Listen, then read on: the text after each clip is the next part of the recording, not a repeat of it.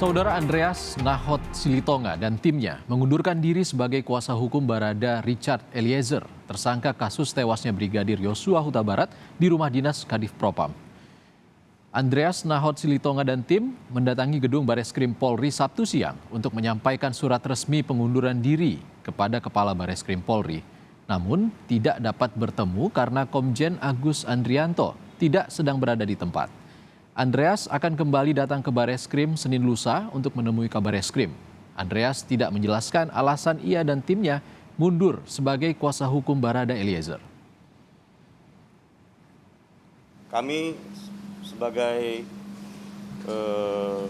dahulu tim penasehat hukum Richard yang dikenal dengan Barada E pada hari ini datang ke Bareskrim untuk menyampaikan pengunduran diri kami sebagai penasehat hukum Barada E. Mengenai alasan-alasan pengunduran diri kami, itu sudah kami sampaikan di dalam surat kami kepada Kabareskrim.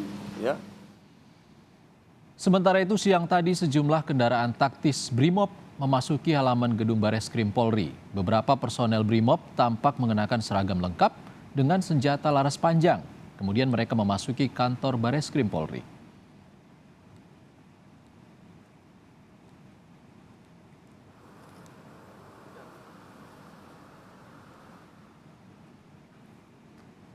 Melalui pesan singkat, Direktur Tindak Pidana Umum Dirtipidum Bareskrim Polri, Brigjen Andi Rian Jayadi menyatakan kehadiran personel Brimob untuk pengamanan Bareskrim itu atas permintaan resmi Kabareskrim.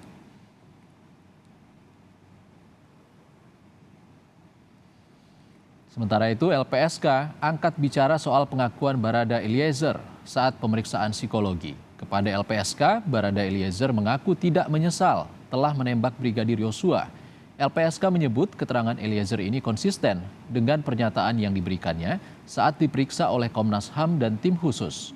Sementara terkait pemeriksaan istri Irjen Verdi Sambo oleh LPSK akan dilakukan pekan depan. Saya mendengar itu tidak ada penyesalan, itu yang pertama. Yang kedua, keterangannya hampir konsisten dengan keterangan-keterangan yang sudah diberikan yang bersangkutan di berbagai pemeriksaan maupun yang sudah banyak dilaporkan oleh media massa. Jadi dari LPSK juga hasil keterangan Eliezer ini dicocokkan juga dengan pemeriksaan di Komnas HAM dan juga tim khusus atau bagaimana? Oh iya, tentu. Karena itu tadi saya katakan asesmen psikologis itu bagian dari investigasi. Jadi kita juga akan melakukan recheck dan cross-check ke berbagai lembaga. Sementara itu, Komnas HAM menilai keterangan Barada Eliezer dalam kasus pembunuhan Brigadir Yosua belum cukup untuk menunjukkan dirinya sebagai pelaku penembakan. Menurut Ketua Komnas HAM Ahmad Taufan Damanik, tak ada saksi yang melihat langsung penembakan Brigadir Yosua oleh Barada Eliezer. Menurutnya, kunci pengungkapan kasus ini adalah rekaman CCTV.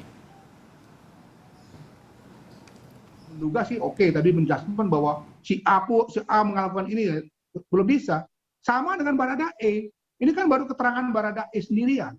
Yang kemudian diperkuat oleh keterangan Ricky yang juga berada di lantai bawah.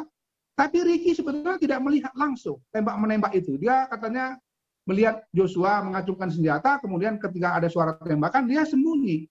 Jadi dia nggak tahu sebetulnya lawan tembaknya si Joshua itu siapa dalam konversasi dia.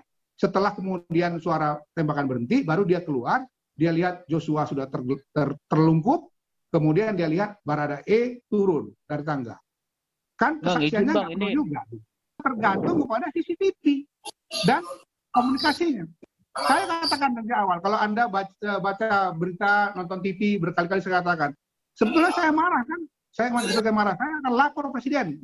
Itu bahasa ancaman saya untuk mengatakan, kalian jangan bohong tentang CCTV.